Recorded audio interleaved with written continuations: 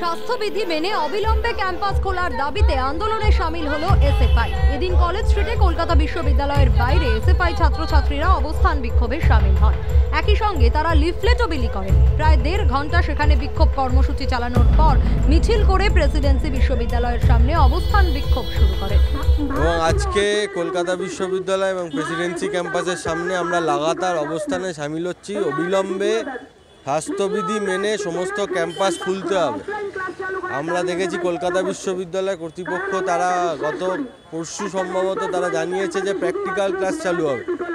আমরা বলছি স্যানিটাইজ করতে হবে ক্যাম্পাস, ছাত্রছাত্রীদের বিনামূল্যে মাস্ক স্যানিটাইজার দিতে হবে এবং তারপর স্বাস্থ্যবিধি মেনে অল্টারনেটিভ ডেজে কলেজ বিশ্ববিদ্যালয় পুরোপুরিভাবে ফিজিক্যালি চালু করতে হবে। দেখুন, আমরা আজকে সকালবেলা থেকে শুরু করে আমরা আজকে যখন অবস্থানে বসি তখন আমরা প্রতিবাদ বিক্ষোভ জানাই। তারপরে আমরা কিছুক্ষণ আগে বিকেলবেলা 5টা নাগাদ তখন আমরা কলেজের অবরুদ্ধ করি।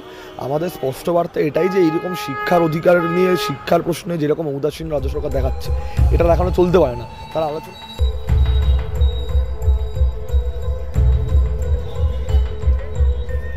স্বাস্থ্যবিধি মেনে অবিলম্বে ক্যাম্পাস খুলতে হবে, এই দাবিতে প্রেসিডেন্সি বিশ্ববিদ্যালয়ের পড়ুয়াদের একাংশ এবং প্রেসিডেন্সি বিশ্ববিদ্যালয়ের স্টুডেন্ট কাউন্সিল আন্দোলনে বসেছে।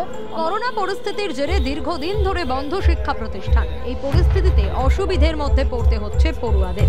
স্বাস্থ্যবিধি মেনে শিক্ষা প্রতিষ্ঠান খোলা না হলে লাগাতার আন্দোলন চালিয়ে যাওয়ার হুঁশিয়ারি দিয়েছে এসএফআই নেতৃত্ব।